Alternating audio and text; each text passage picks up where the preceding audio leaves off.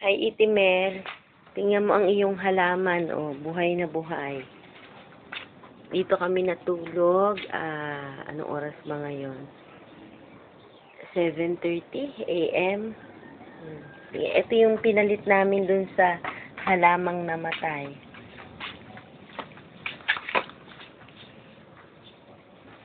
Ito yung iyong parang sampagita. Buhay na buhay. Kadidilig lang ni Raul.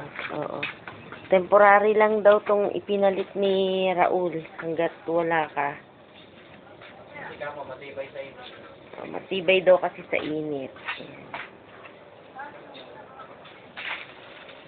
Ito, buhay na buhay. Nakapag, na si Raul, nakapagdamo na.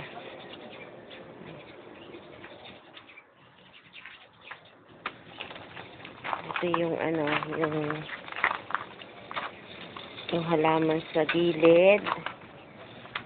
Tapos, kailangan ko lumabas para makita mo yung halaman sa labas na buhay din.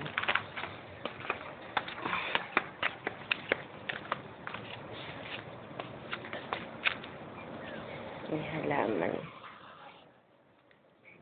Buhay lahat.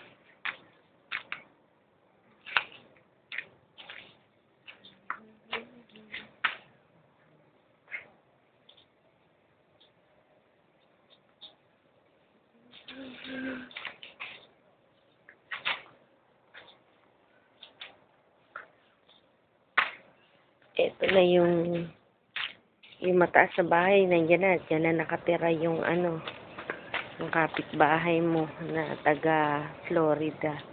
Ayan yung kabilang kanto, may bahay na din. Ayun.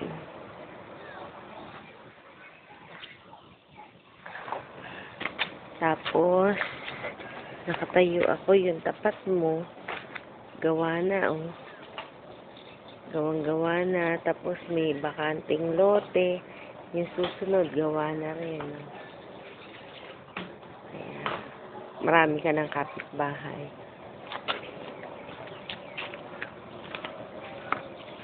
Ayun, yung bahay ng best friend ni Letty.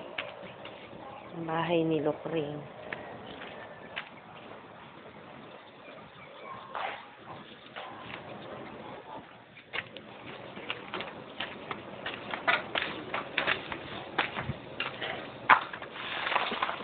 Punta na ako. Ay, yung halaman sa sa pader. Buhay naman lahat. Punta na ako sa likod para makita mo. Ayun, yung mataas na halaman mo, isa na lang ata ang dahon. Pero buhay naman. Yung sinasabi kong halamang namatay, na nakasurvive din. Buhay na uli.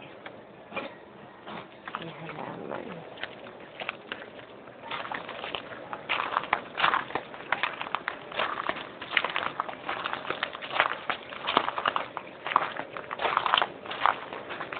Nakapagdamo naman si Raul kaya wala kang... Isang sakong damo nakuha ko. Isang sakong damo daw nakuha ni Raul.